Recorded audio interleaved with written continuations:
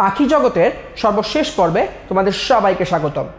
এই পর্বে আমরা পানকৌড়ি সম্বন্ধে জানব এবং সর্বশেষে গল্পটি শেষ করব, অর্থাৎ গল্পের শেষের অংশটাও পড়ব।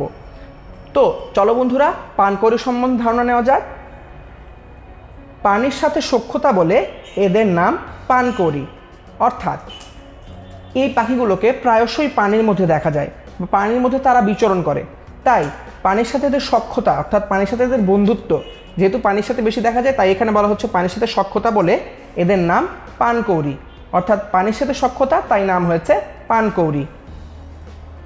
পুকুর, খাল, বিল এদের বিচরণ ক্ষেত্র। কিছুক্ষণ আগেই যেটি বললাম, পানির আশেপাশে এটি বিচরণ করে, তাই এখানে দেখা যায় যে বিভিন্ন পুকুর অথবা বিভিন্ন খাল, বিল এদের বিচরণ ক্ষেত্র, অর্থাৎ বিভিন্ন পুকুর, খাল, বিলে এরা বিচরণ করে। এটি একটি কুচকুচে কালো পাখি। দেখো বন্ধুরা, এখানে পানকৌড়ির একটি ছবি দেওয়া রয়েছে।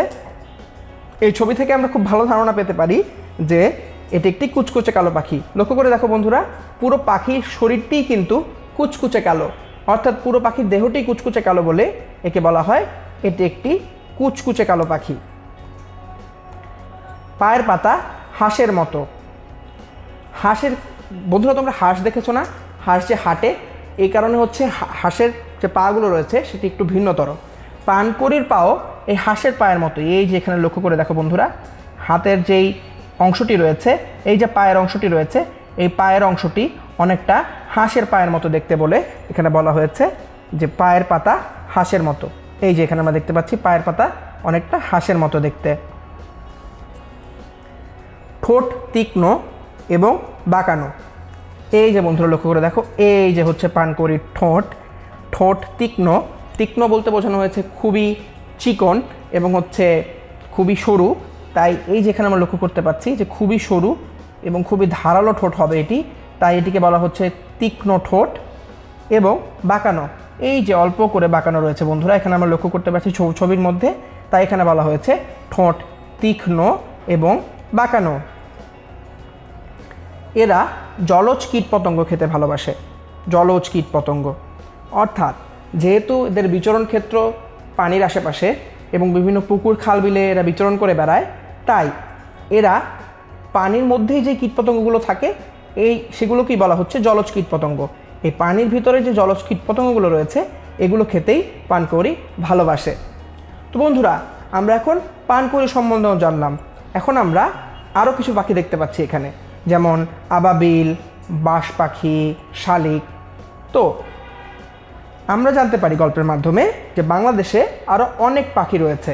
যেমন এখানে কিছু নাম বলা হয়েছে: খঞ্জনা, ডাহুক, শালিক, বাঁশ পাখি, শ্যামা, ধনেশ, পাণ্ডুবি, ফিঙে, টিয়া, বাবুই ইত্যাদি। অর্থাৎ বাংলাদেশে আরও অনেক ধরনের পাখি আমরা দেখতে পাই। এখানে কেবল 3টি পাখির ছবি তুলে ধরা হয়েছে, যা শুধুমাত্র বোঝানোর জন্য যে আরও অনেক ধরনের পাখি আমরা আমাদের বাংলাদেশে দেখতে পাই। গল্পের সর্বশেষে মা আরও কিছু জিনিস জানিয়ে দেয় সাম্যকে।